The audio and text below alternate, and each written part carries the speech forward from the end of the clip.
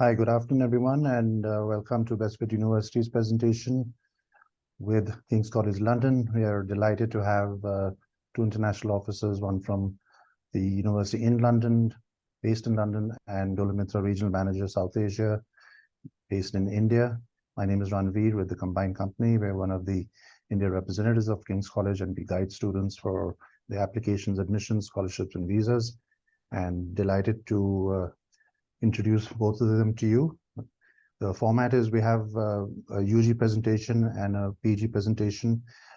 Please wait for the presentations to finish and do post your queries in the Q&A. And you can also raise your hands at the end of the session when we can also do a live Q&A.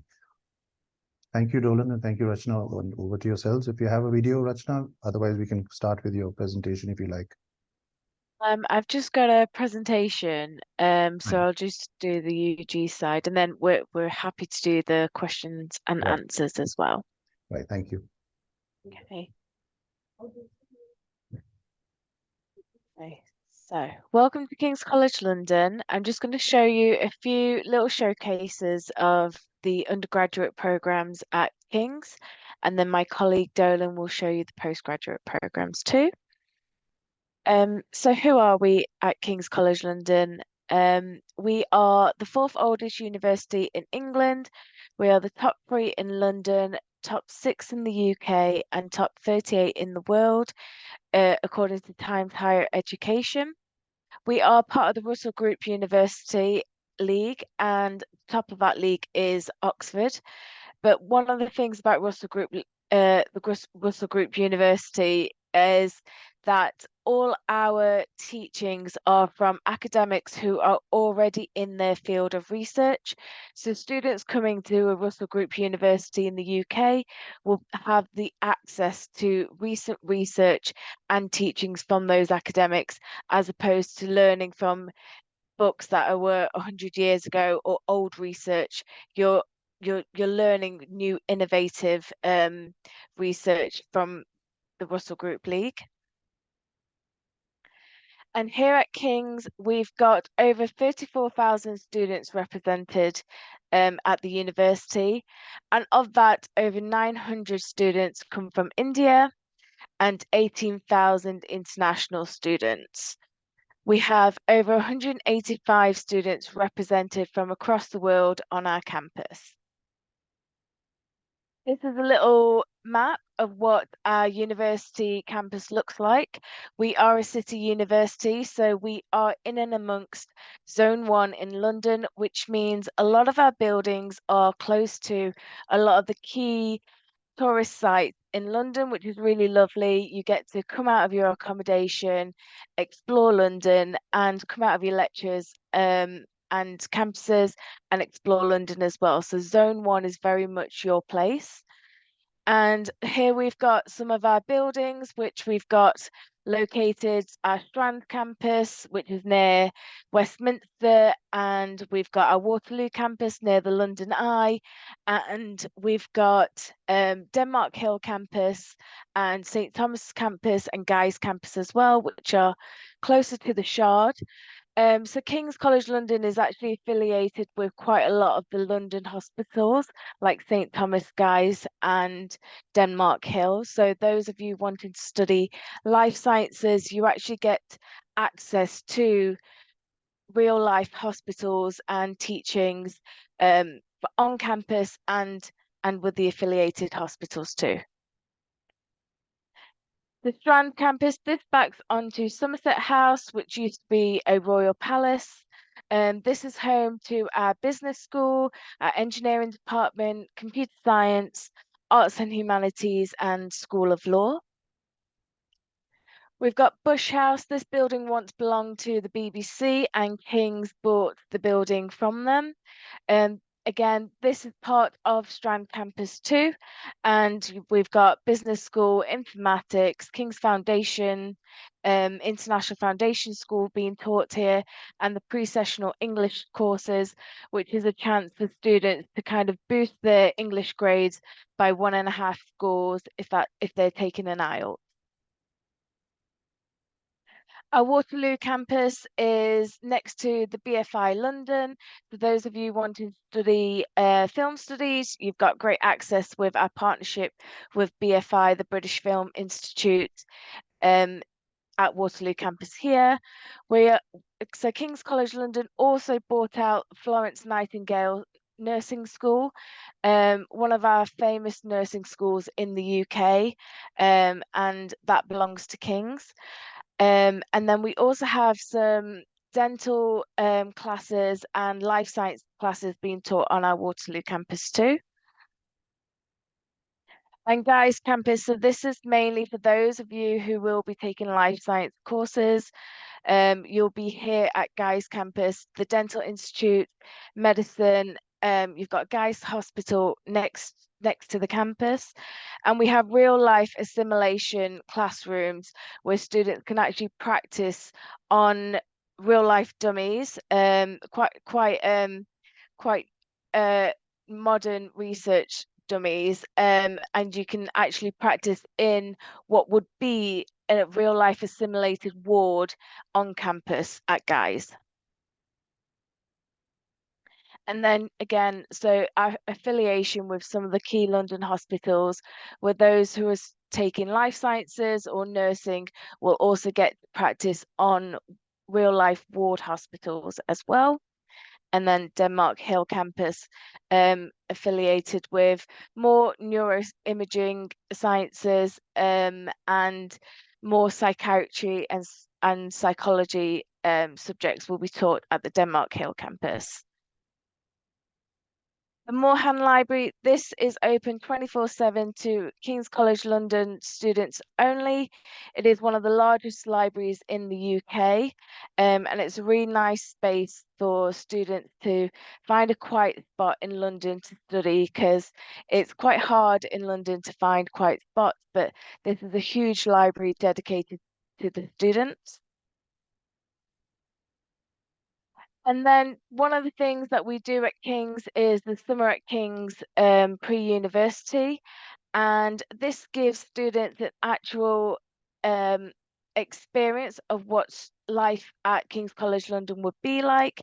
We have several subjects that will be available for next year, where students can take a short few weeks in summer in the UK, spend time on campus, see the facilities for yourself, see what the accommodation is like, meet our academics, and meet some of the labs at King's College London. Just gives you an idea of what university life would be like in London and with King's. And some of our disciplines that we have here at King's, so we've got our science, technology, engineering, and maths, also known as NMES at King's, which is where we do all subjects from computer science to engineering. We've got a health subjects, which we also call life sciences at King's. So we do psychology, sports sciences, and dentistry and medicine. Our politics, economics, and society. So we also abbreviate that to PPE at King's, where we do politics subjects, war subjects, economics. Then we've got management, finance, and law. So some of these courses actually mix with our King's Business School, and that's one of our disciplines as well. So King's Business School and law subjects. And then our arts and humanities. So this ranges from literature all the way through to film studies at King's College London.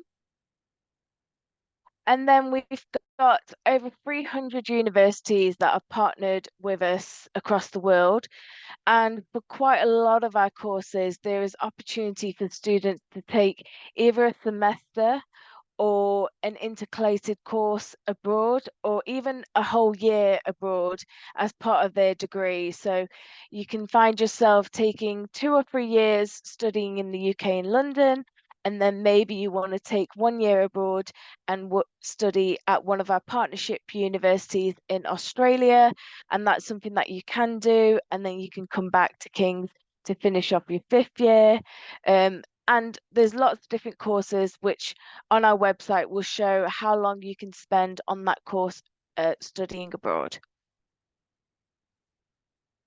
So one of the things that you need to know about studying in the UK is that we have a third party called UCAS. UCAS is the governing body that helps all applications being processed for higher education in the UK and sees fair processing across all the universities for students. So when students apply to a UK university, they need to apply through UCAS's website. And on UCAS's website, students will be able to apply to a maximum of 5 choices, and they can choose different universities or they can choose the same universities and different subjects. And so yes, so you will need to know the UCAS website and how to apply with that. Some of the things that a student would need to put their application in is a personal statement. This needs to be 4,000 words and it's an essay-based personal statement. So we're looking to see what extracurricular activities students are doing, why they're so passionate about the course that they're taking, um, and really sell themselves in that personal statement. We need an academic reference. So one academic reference from an academic email as well to be submitted. And then students will need to put in their achieved and predicted grades. So that could be your grade 10 in a CBSE or an ISC, and then as your achieved grades, and then your predicted grades for your grade 12 as well. So international students will also need to know that they would need to apply for an English language course. The most popular one is IELTS, and on all of our course websites, it will say the entry requirements for different courses and what's needed for the English language courses for different bands. And then some courses may require specific entry tests. So this is applicable to medicine, where we'll need a UCAT score, and for law, we need an LNAT score. These are aptitude tests that students will need to take. And on our website for medicine or law, there is a link where you can take the UCAT or LNAT test. But for those two courses, you will need to do an aptitude test along with putting your UCAS application in. And again, just a little brief of what our entry requirements are like. So we start from ABB A levels all the way to A star, A star A. Our most competitive course is computer science courses, which are at that A star, A star A entry requirements. And for the CBSE and ISC in India, that's a range between 80% to 93% overall. Um, Subject requirements may apply. So if you are a CBSE or ISC student, what we'll need from you is to provide all the percentages for the different subjects that you're taking. What is your predicted grade in maths? What's your predicted grade in English? What's your predicted grade in biology? We need to see all of them that you're taking in the grade 12. And then the state boards that we accept, CBSE and ISC. And for English language tests, there's quite a few that you can take. IELTS isn't the only one, but just as an example, we've got IELTS, TOEFL, and the PTE as well, Pearson's English language test. And again, this is just a little brief of what kind of subjects are needing what kind of entry requirements. So computer science is one of the highest entry requirements we have here at King's. And then we also do nutritional sciences and sports sciences, where we're looking at an ABB as an entry requirement for our undergraduate courses there.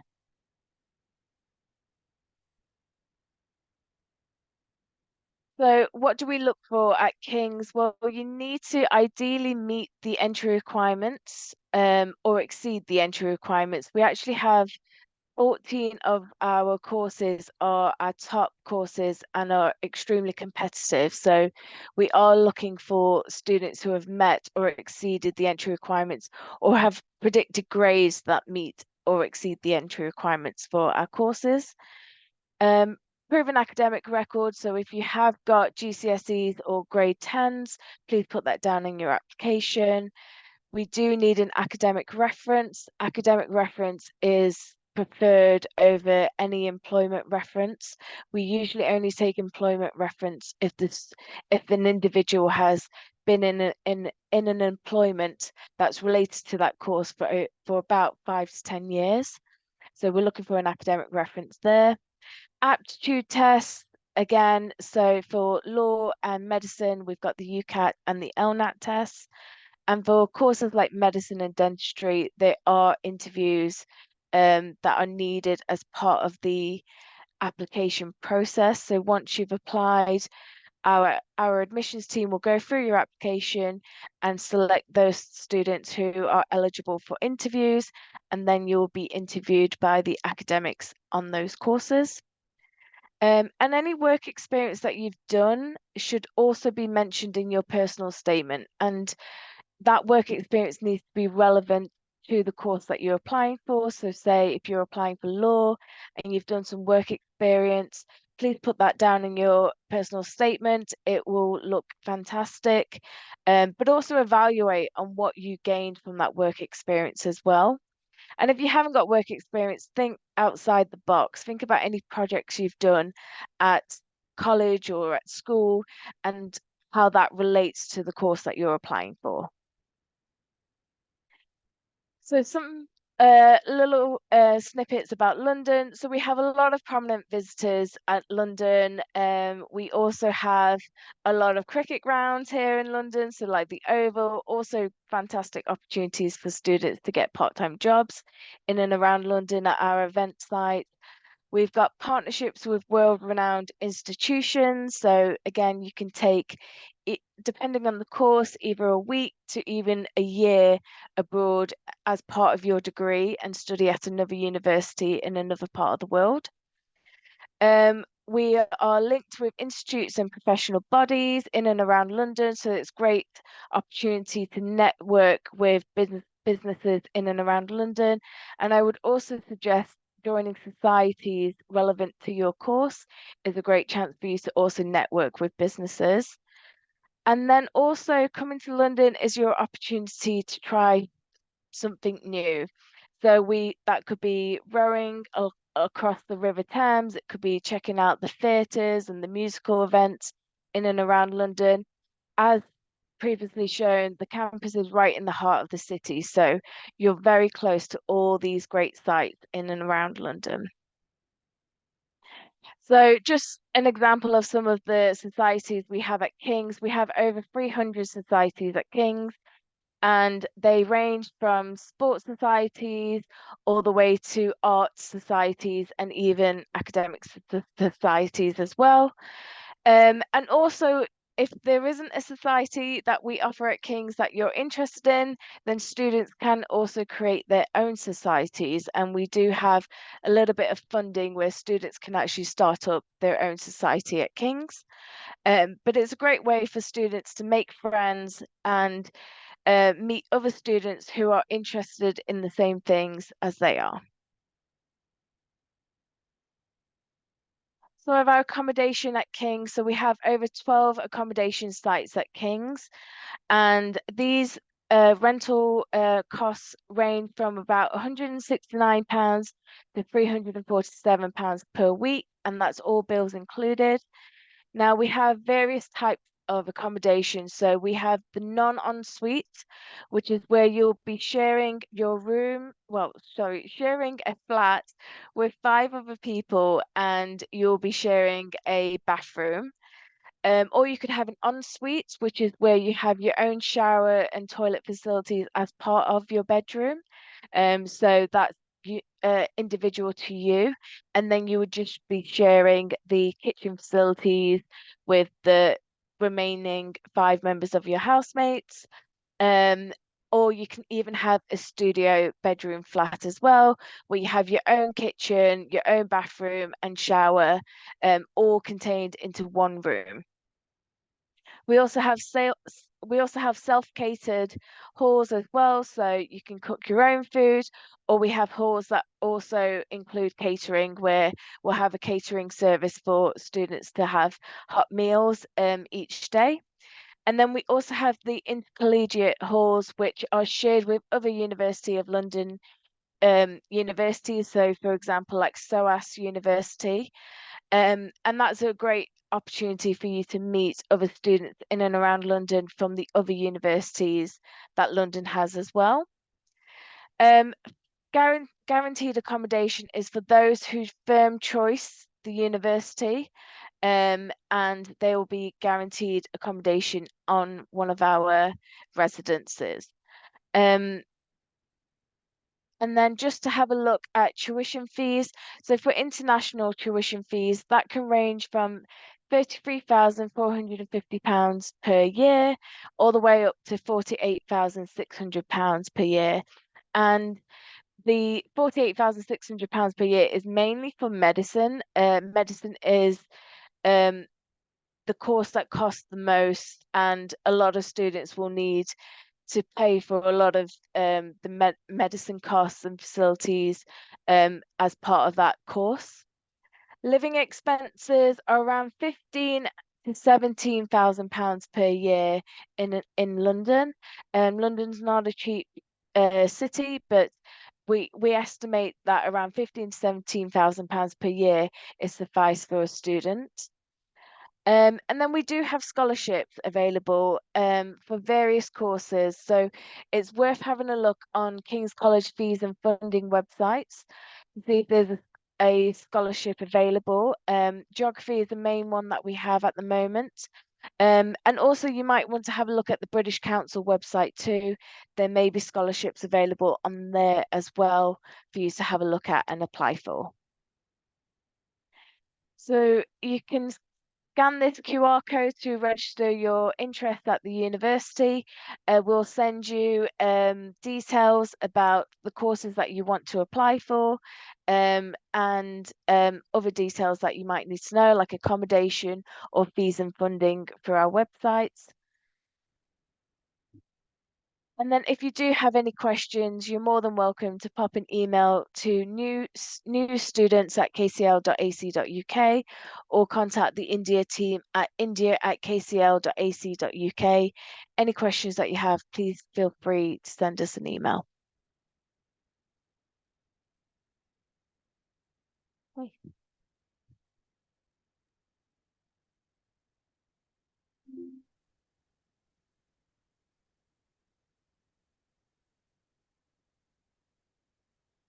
And then Dolan, do you want to do the postgraduate? Yes. So, Ranvi, should we take some questions now, or? It's up to you, What would you Rachna. suggest? If you can stay on, that would be ideal. But if you're Yeah. time bound, Of course, I don't. all right, that'll be wonderful. Thank So, you. so should I finish my Yeah, please. PPT quickly and then just take some questions? So I'll be very, very brief. I'll just Sure. quickly share my screen. Let's see what comes up.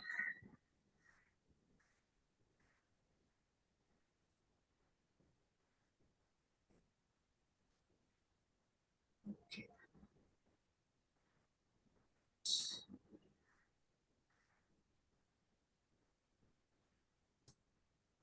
Okay. So, well, I think Rachna has spoken quite a bit about the university, so I'll just be very brief about it.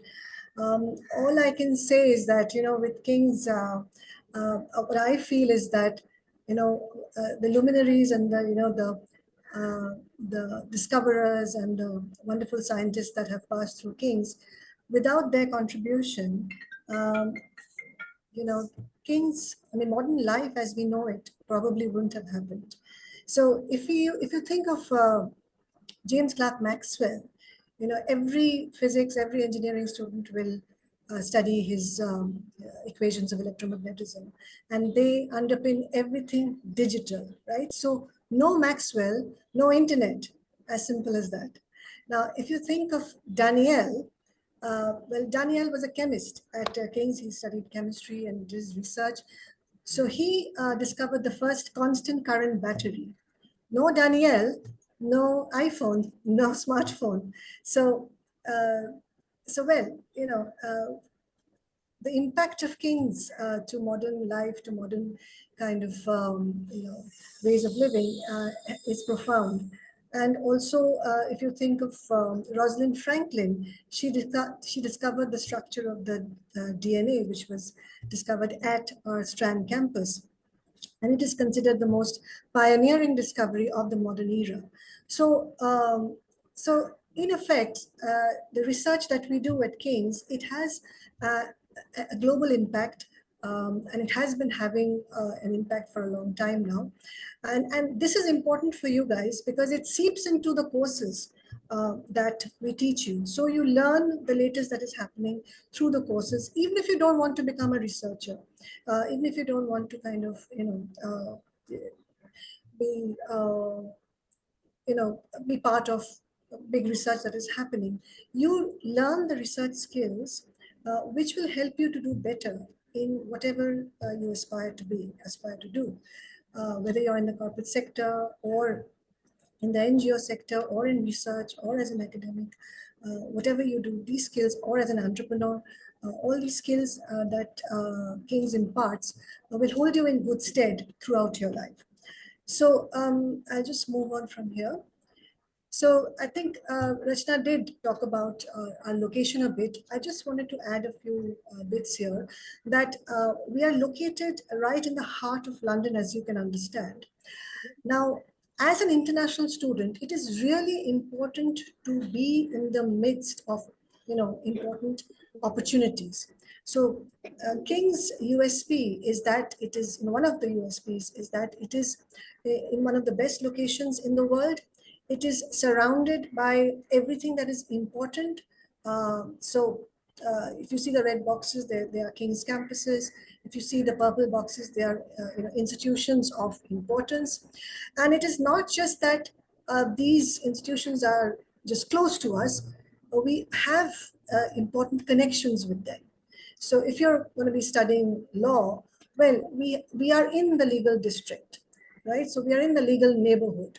So we have connects with the Royal Courts of Justice or the, the Inns of Court, the Magic Circle law firms. Our academics are mostly practicing baristas, solicitors, and lawyers, partners of law firms, etc. So you learn from the very best. We also have a legal clinic where students they train under solicitors from PwC or Duncan Lewis solicitors. So that is the advantage, of being in the heart of things. So there are, of course, wonderful universities in different parts of the world, in not necessarily in cities, but I feel that as an international student, if you really want the best out of your education experience, if you want to make the best out of your academic experience, to have the best academic resources, to have the best career opportunities, you need to be in the heart of things, right? So I just spoke about law. However, there's something important, or some good connections in anything that you want to study. So whether it's law, whether it's business, whether it's film studies, whether it's English, whether it's literature, whether it's music, whether it's the sciences, your biomedical sciences, or whatever it may be. If you want to study literature, for example, we have connects with the Shakespeare's Globe, right? So and it connects with the Shakespeare's Globe is really something. These are the most prestigious institutions in the world. So we kind of design our courses along with them, right? For example, with HSBC, we designed our finance analytics course. So therefore, the courses are structured in a way or designed in a way which will give you the latest information, which will make you highly employable, because these are the inputs from the corporate practitioners themselves, right? So London, of course, has been voted the best student city, I think 4 times now. So it is the best student city. That means it is safe for students. It has all the resources, whether academic or career opportunities. So it's a good place to be in. Now, the business school, of course, is very popular. So therefore, there's a slide on the business school. It is a triple accredited business school. And we design our courses along with the industry. So therefore, you become ready for the, ready for your jobs. You also acquire skills to future-proof yourself. And this is not, exclusive to the business school. Any course you study, you learn the skills which will obviously help you to adapt to new situations, to kind of new technologies. And this is really important because, well, it's such a changing world. It's every few months there is some change, isn't it? So you've got to have the right kind of competency to adapt to that. So that is what we focus on. And of course, we believe in solving real world problems. I mean, if students from universities like King's don't solve problems, then who would, right? So we really nurture the best students from around the world, along with our very gifted academics. So you will have the skills to address real world issues. So, and of course, entrepreneurial mindset is very important no matter what you do. It does, again, not necessarily, business school courses, but that entrepreneurial mindset is important. Even if you're working, even if you don't want to become an entrepreneur, that those mindset is important, that skill is important to help you do the best in your career.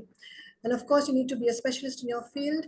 And that goes without saying, unless you have all the important knowledge about that particular subject, then it doesn't work for you, right? So so if we move on, so we do have a lot of courses in the business school. I've just given you a snapshot, and I won't dwell on this much. We can answer questions later. And yeah, so let's look on to the other courses that we offer. So we have overall 9 faculties, and I've just showed you the business school. However, we have 8 more, but we have grouped them into 5 different academic areas like STEM, health, politics, and so on. So we offer 170 plus courses at the postgraduate level. And at the undergrad level, I think we offer about 150 plus. So whether you're undergrad or postgrad, there is a lot to choose from. And it is very important that you look at all the courses within the faculty before you actually shortlist the course. Because you might think that I want to do an international relations course. That's because you know the name, it is very common, and you are kind of set on international relations. But when you see our courses which are related to international relations, like peace, conflict studies, or war studies, or political economy, or national development, or defense studies, there are so many options within international relations itself, and that could actually possibly be more suitable to you. You may be more aligned to another course which with a different name rather than international relations, for example, right? So it's really important to see all the offerings that are there. And also another reason why you should see all the courses that are listed, because again, international relations, again, I'm taking the example of international relations. Well, so many people apply for international relations, and that makes the success rate very low. However, if you had applied to another course, which was possibly not as popular, but the course structure was really what you almost wanted, then possibly your possibility of your success in that particular course would have been higher, right? So you need to be careful about what you're applying to. So entry criteria, well, we have grouped the universities in the UK, in India rather, into 3 categories: highly prestigious, prestigious, and recognized, right? So the highly prestigious ones, depending on what you're wanting to apply to, some subjects will require an equivalent of high 2-1, some would require an equivalent of 2-1, right? So for example, if you're applying to international management, for example, we will ask for a high 2-1, an equivalent of high 2-1. So let's say from a Delhi university, it could be 65%, or maybe from another university, it could be a 67% or an 8.3 out of 10. Now, if your score sheet is mainly the GPA, then we will look at the GPA. We will not convert it into a percentage, right? So whatever your transcript or score sheet says, whatever the scale that is there in your score sheet, we will look into that, right? So we will not convert one into the other, right? And we also require the English language test, which is mandatory, no matter which postgraduate course you're applying to, no matter how good you are in English. This is a requirement. So you will have to, it is not waived. You will have to write the English language test. We are okay with 3 tests, IELTS, TOEFL, or the PTE, right? So IELTS, again, will vary. Either we ask for 7 overall or 6.5 in each skill, or 6.5 overall or 6 in each skill. Now, you have to get overall as well as in each skill. Every year we find students who have missed out on 1.5 in one of the sub skills. So they've got the overall or they have exceeded it. We've asked for 7, they've got 7.5. However, in one subsection, we asked for 6.5, but they've got 6. That won't be accepted. So you need to train a little bit before you write up your English language test, right? And we will also have some subject requirements, right? And there could be also work experience requirements. So work experience requirements will, most of the courses don't require work experience, majority of the courses, okay? Some would, right? So you need to, again, look at the web page, see the entry criteria properly, go through the entire page and see what is the entry requirement, is there any work experience required?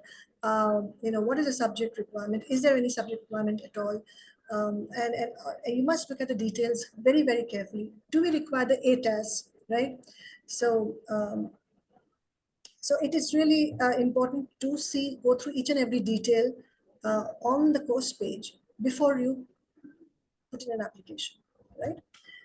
So like I was saying, the subject requirement may be there. For example, for banking and finance, we would require, elements of economics or finance or quant in your degree, right?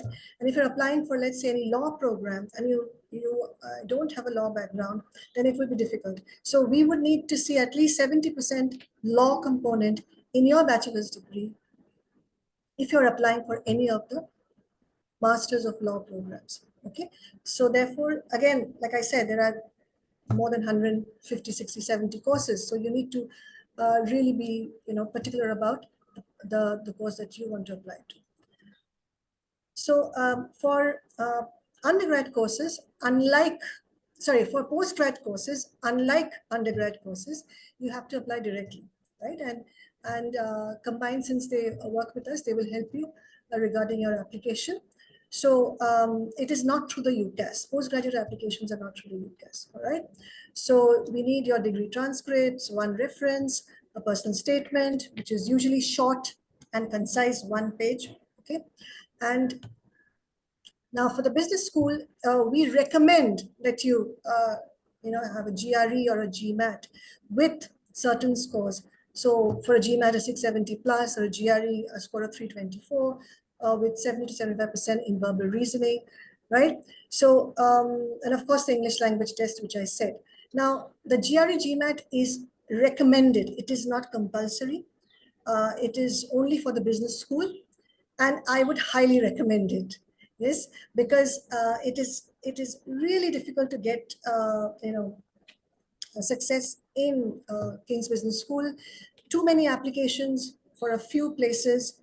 A high GMAT score or a high GRE score will definitely, help you get a space in the King's Business School. So think carefully about GRE GMAT, and I feel that you should, attempt it for sure. Okay, so yes, applications have opened up very recently. It will go on till 10th of March, I think, this year, in 2024, early March. So don't wait till the end. If you have, if you're meeting the entry requirement already, like for whatever score you have so far, let's say you're in your final year and you have the scores that we already asked, or you're very, very close, you're like 0.1 less, then you can definitely apply as soon as as soon as you can, but you must have your personal statement written well. Okay, I'll come to that in a bit. Do we have time? Okay, 2 more minutes. So Sure. yeah, and it does take a lot of time to process applications. We are slow. So we would take, we would take, 2 to 3 months to get an outcome. So therefore, again, an early application is good, all right? So degree scores, academic reference, like I said, one reference from somebody who has taught you from your institution, very important. Unless you have 5 years of experience, we will not accept a reference from your workplace, okay? Sorry, a CV is, I would say it is advisable if you have a lot of internships in place, or you have done a lot of extracurricular stuff, or if you have work experience, then a short CV, and whatever you give should be short, it should be concise, okay? Because we get so many applications, we don't prefer long kind of documents, right? Summer school is very popular at King's. It is a wonderful taster into university study. So King's experts teach at the summer school, and it'll be give you a sense of what it is to study at a university like King's, to be taught by experts, to be interacting and learning from peers from all over the world, and also to live in London as a student. So it is it'll help you to give to make an informed decision whether you want to study further at King's or not. And also it'll give you content for your personal statement. So if you have time in July, these are short programs for about 2 weeks. This program is for those who are already studying at the bachelor's level. So what Rachna spoke about was for those who were in school, yeah, and this one is for those who are studying at the bachelor's level. Okay, so careers is very important, of course. So we consider that students at King's, they not only learn in the classroom, they learn a lot from outside the classroom as well, because the City of London is our campus. So if you're interested, if you have an idea and you want to kind of see whether you're good at, building a startup, so you can take part in our startup competitions. If your idea is really good, then our venture capitalists will kind of invest in your startup, and you can become an entrepreneur even before you leave King's. So if you're interested in playing around with investment funding. So we do offer £20,000 King's Investment Fund to have practical experience in financial investments, right?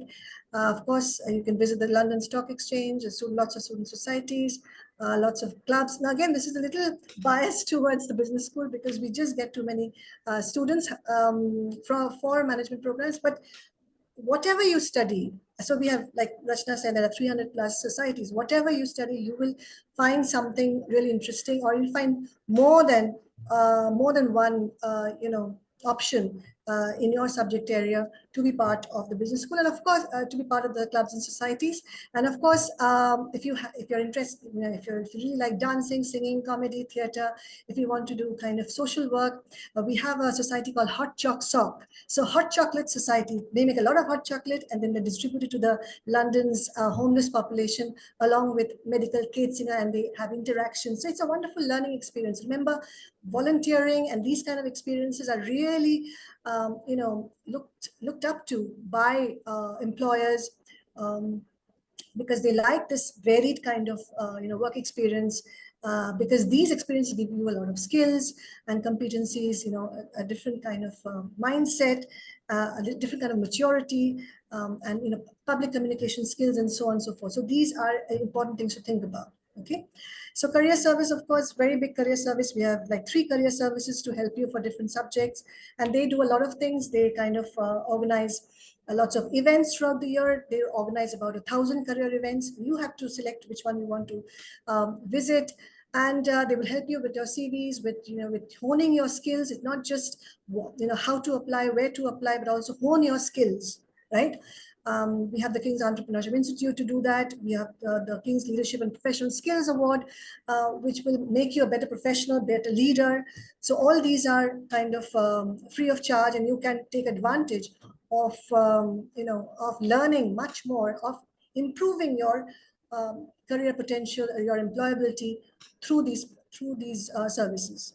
Okay, so because of all this help, we are ranked quite highly by the UK employers. Okay, we are like top 6 or something, and then our students are working in various companies throughout the world, and our students get the second highest salaries, which is, I think, the exciting bit for students. So yeah, so that's there as well. And finally, the personal statement is, like I said, a very important document. You need to, you can obviously you'll be applying to various universities, but please don't use the same personal statement for all universities. For King's College London, you must write something which is specific to that particular course that you're applying to. Remember, you're applying at the master's level. We expect some maturity of thought from your end, right? So you must write one personal statement specifically for King's, right? So what do we look for again? We want to understand why you're interested in this particular course. You just can't say, I love this or I like that. There has to be a well thought out reason for wanting to study that particular course. That means you've done your research, you've gone through the course page, you've seen the website, you've seen the research that we are doing. Maybe you've gone through the profiles of the academics, you've seen the impact that we have, and so on and so forth. So we want to see engagement with the subject outside your curriculum. So things that you're doing outside your curriculum, maybe you are just, and you're doing it because you love it, you enjoy it, you're passionate about it, you want to learn more. So maybe you are following YouTube documentaries or podcasts or TED Talks, or just reading a lot, following the newspaper. Yeah, but it has to be something of value. Just don't think in terms of internships. Okay, big names don't matter to us. What you've learned through that experience. Why have you done it? What have you learned? What were the challenges? We want to understand, those kind of perspectives. We also, of course, want to understand whether you have the right skills and competencies to study this particular course, right aptitude, and so on and so forth. And what is it that you want to do in the future? How this course will help you achieve that. At the master's level, we expect you to kind of figure out what is it that you want to do in the future with the help of the course. Right? So I think in a nutshell, that was it. And of course, the tuition fees are here. So scholarships are really there only for the business school mainly, but there could be scholarships coming up. We are still waiting for the scholarship information for 2024. So this is what we offered in 2023. And the living expenses, because it's central London, it's a little more than outside of central London. It will be about 15,000 to 16,000 pounds a year. Depends on your lifestyle. And there's no upper limit, but at the minimum, it should be at least a 16,000 pounds a year. That's about, I would say, well, 45, so 50 to 55 pounds for the year. 50 to 55 lakhs, I would say, would be required for 1 year course at the master's level for most of the courses. Okay. So this is it really. You can be in touch with our students online. We have a Unibuddy chat. And you must start early. You must do as much research as possible, because you must see whether the university is the right fit for you. Thank you very much. Right. Thank you, Dolan. I think that was a good review, along with Rachna, who's been answering a lot of the questions in the background. I think we have about 10 minutes before the hour. So if we can perhaps just browse through some of the open questions. Some of them are related to IB, but which we may have covered, but perhaps, and just a word on the MBBS MR Chem from Aman. Yes. Well, we don't offer this particular program. So this is something, I think, you have to. Okay. You have to figure out the university which does, but we don't offer MR Chems. Okay, fine. I'll just put that in the chat. Fine. International management with a year in industry, if that is available, from Madhavi. International management with a year in industry, yes. With a year in industry, no. It is at the bachelor's level, it is international management study abroad year. Okay. So it's 1 year. It's a 1 year program. I'll just stop to share. Any other questions? Just browsing through, perhaps getting an idea of student cohorts from Kamal. So I just wanted to just add that you can do internships in the industry. Some courses kind of have it as, Yes, part of the course. All right. For those where it is not part of the course, you can still do it for a semester or yes, or in the summers. Okay, it's very common to do it in summers, right? So yes, there is opportunity.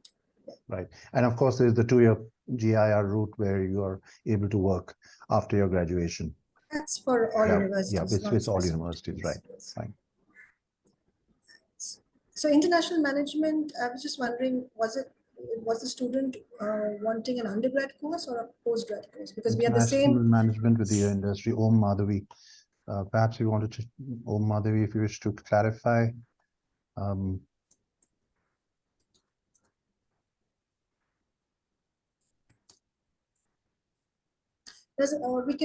We can respond to her later. yes, Should be a good perhaps we time as can well. just see if you want, Madhavi, you can come on online. We don't have much time, so if you want briefly come on for a minute. Okay, I think we'll just move on. So as you did mention, it is available at the bachelor's level with a year in industry as a sandwich So course. we have the same course at the master's level. Right. So yeah, that doesn't have an industry year. Yeah, but you can do 1 year uh, at uh, at another university in Rome, right? Okay. So it's like a 2 year. I mean, it depends. If you can finish off with 1 year, or you can go on to do another year in Rome, and you get a double degree. Yeah, Okay. Okay. and there are advantages to that. So Right. we'll discuss that.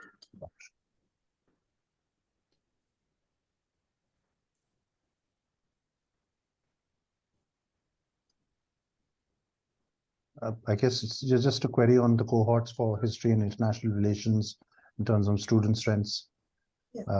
and for history and war studies from Kamal Maru.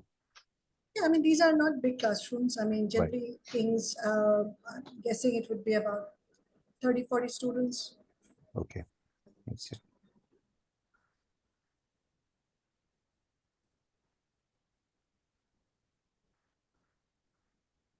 I think these personal statements, I think you've largely covered kind of some people have just perhaps asked it again. I will just Yes, say sorry, though, go with the ahead, personal please. statements, because I think quite a few people have mentioned it, Yes. in regards to mentioning your academic achievements or the current subject that you're taking. Now, you can absolutely do that. Just beware that you have 4,000 characters. And usually what we would be looking for in a personal statement is why you're so passionate to apply for the course. You can mention career aspects as well. What talks, books, literature, any research that inspires you that's related to the course you're applying for, what it is and why it inspires you, what you gained from that book that you read. Also projects or work experience. Talk about that. So if you don't actually have work experience, you may have done a project in computer science at school or at college. Talk about what you did, talk about what you learned from that project, to talk about any of the skills you gained from that. So you've got 4,000 characters to kind of sell yourself in. And you can absolutely talk about your current subjects and why you've taken them, but just also think that you need to mention other things as well in your personal statement. And the admissions officers will see when you apply on UCAS your achieved grades, whether that's GCSEs or grade 10s, and your predicted grade 12. So they will see what subjects you're taking. So you just kind of want to be cautious that you've only got 4,000 characters to use. Right. Right. And I think some of the guidelines we've already covered in your presentation. Thank you. That's from Arjun Grover. So Ranveer, one update. I just checked the MSc International Management at the postgrad Yes. level.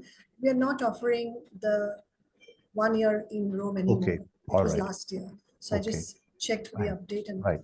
this is I'll what it just is. mention that.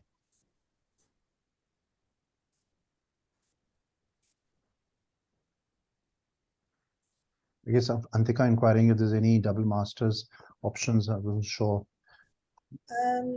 with the major Yes, minor combinations. Yes.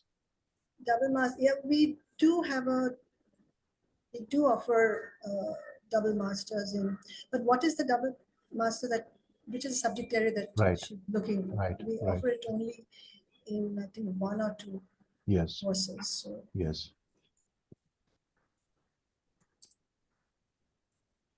Okay, she's not mentioned. I think we'll have to take it offline.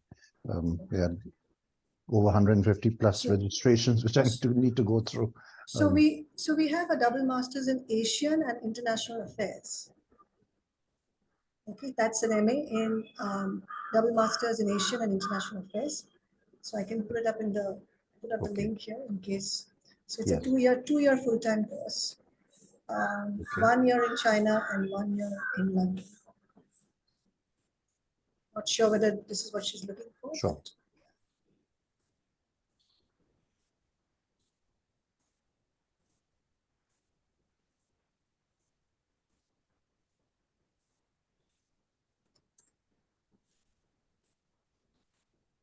Just program-specific requirements from Ashok on entry requirements for MS in financial maths or computational finance, and whether GRE is required.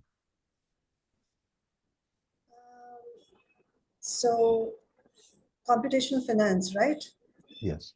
So computational finance, well, GRE GMAT would be recommended because it is part in the business school, right? And usually business school courses we would encourage to have a GRE Right. or a GMAT. But of course, if you give me a moment, I'll just check whether there's any update on that, because we've just updated the information in our websites. So, well. Yes. I'm just having a look myself.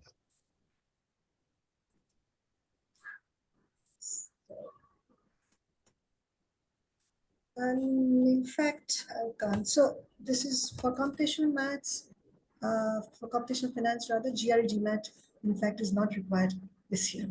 All right. Right. So, and the other one was, what was the other course? Financial mathematics. Financial mathematics. Yeah. Financial mathematics. I'll just check again.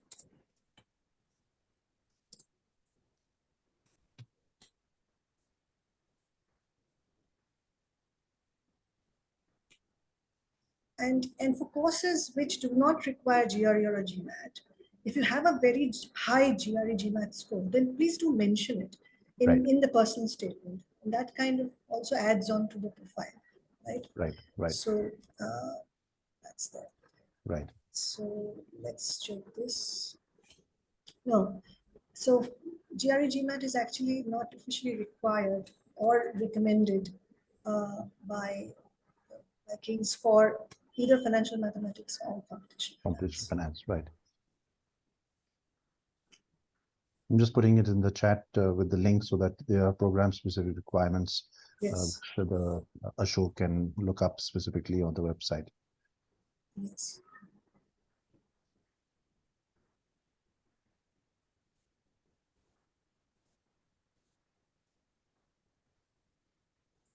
So just to add that, I mean, our mathematics department is really one of the best departments yeah, in the UK for sure. So Right. of course, globally it is very strong as well. So if you're really interested in anything to do with maths, I mean, the expertise of our mathematics department Right. will help you. Right. Really into the section.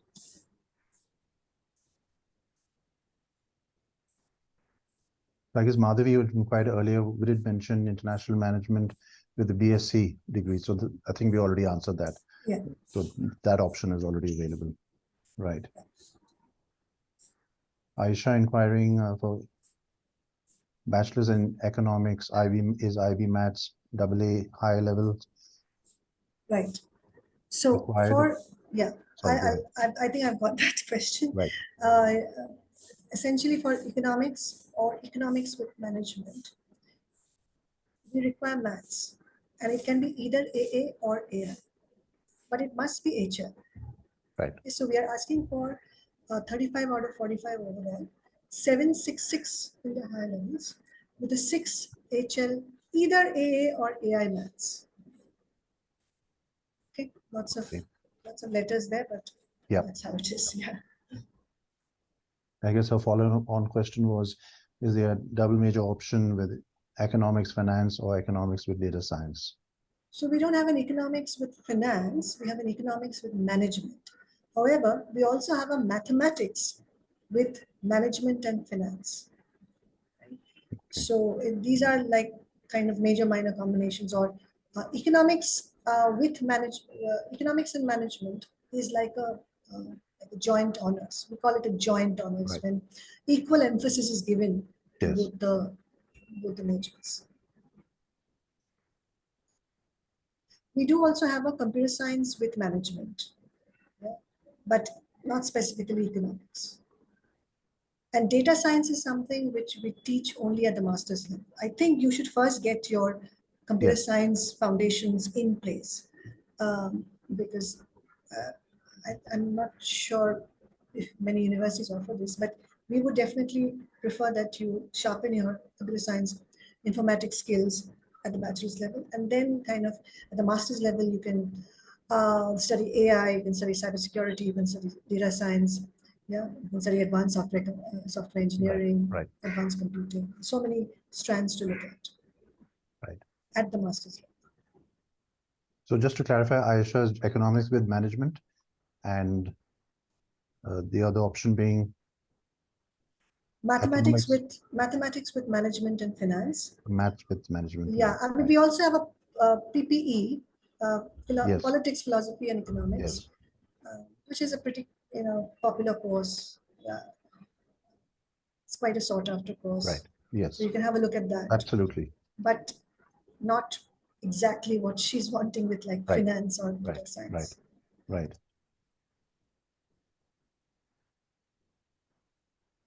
Fine. I think we've pretty much covered everything. If there's any final questions, I think we're just about over the hour. So any final queries, students do So, post it. If yeah, please go ahead.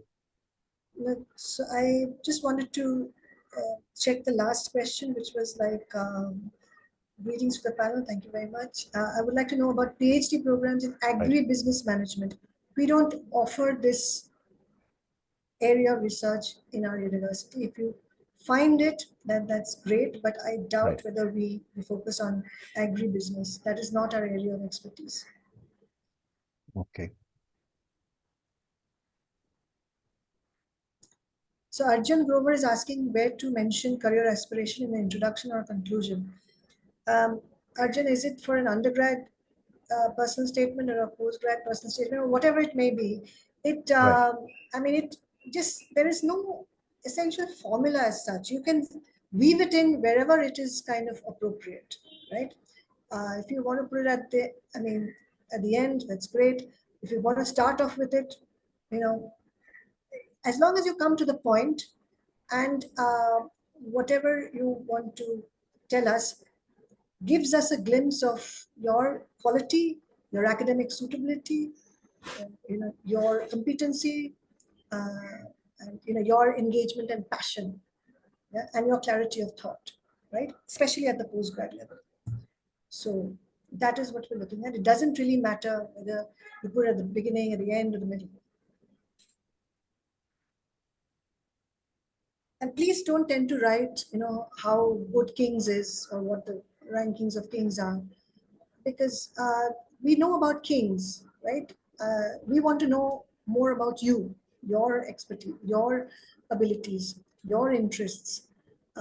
So that, because we select those kind of students who are not only good in their studies, but are also actively engaged outside of it, right?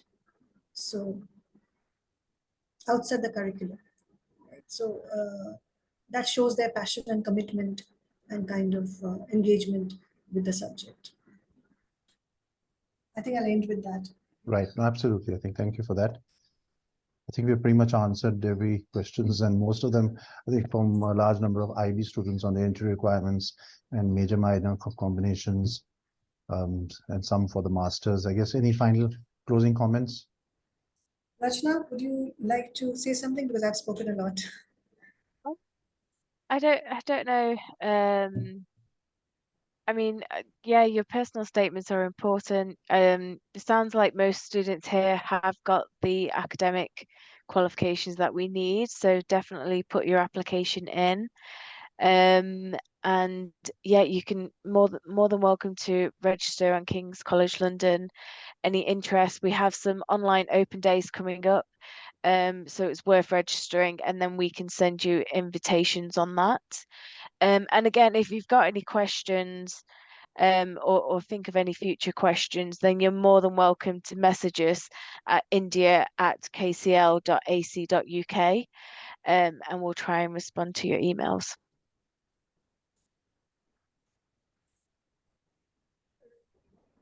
Right, and Dolan, for the masters, any further comments? I know you mentioned typically March being the deadline for most of the popular programs, especially management and law.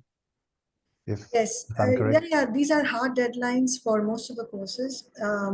So after 10th, only, if spaces are left, Yes. we will be assessing more applications, right? Right. So therefore, it is strongly advised that you apply within 10th of March. Of Right. course, some courses do remain open, Right. but we are never sure which ones will remain open this year and when it will close, because it will close as soon as spaces are Sure. done with, Sure. right? Right. So therefore, instead of taking a risk, it's really important that you apply early, but you must not rush with your application without refining your personal statement or preparing for your English language test. Of course, you can submit the English language test later, Right. but all I'm saying is that just don't rush unnecessarily. Plan your timeline well so that your personal statement is in place. Remember, that's the only document. The personal statement is the only Right. document which is telling us a little more about your candidature. This year, believe me, I've been through the length and breadth of India. I've seen so many GPAs with 9s. So essentially, the competition has only increased for for you guys, right? So lots of, I mean, even a couple of years back, I've never seen so many 9 on 10s, but this year there's an explosion of 9 on 10s, it seems. Right. So you have to write your personal statement well. Do not look at any kind of websites, or do not take any help, because it is you are unique. We want Right. to understand your profile, your academic interest. So you don't need to use fancy words. There is no formula. Just just be precise, come to the point. Yeah. Write in simple English, no problem. Unless you're applying for something, course in literature or English or media culture, where we want to see your prowess in the language, right? But that doesn't mean you have to write fancy words. Every second word doesn't need to be a fancy word. But if you're applying to the other courses, it needs to be simple. We need to understand more about you. So nobody better knows you than yourself. So don't take help unnecessarily, because because we are reading personal statements all the time, right? Admissions all the time. We are busy with that. So therefore, it becomes very easy for them to know in a second whether it is your personal statement that you've written or it is something that is fabricated, right? It is not genuine. We are looking for genuinely passionate students. So just be clear about that. Okay. Yes. Then your acceptance chance will increase. All these things need to be taken into consideration. Okay. Right. No, absolutely. I think the single most differentiating factor, as you rightly mentioned, is the personal statements, with everything else being equal, and whereas plagiarism and other checks being performed, especially at the UCAS and master's level, to make sure that these are genuine statements always helps. Wonderful. So thank you, everyone who's taken the time to attend it, and thank you, Dolan and Rachna, for your time. We'll certainly follow up with, as I mentioned, 120 plus students who had registered and perhaps for whatever reason were unable to join on this particular hour, but certainly be in touch with yourselves. Awesome. Thank you. Thanks a lot. All right. Thank you again. Be in touch. Bye-bye.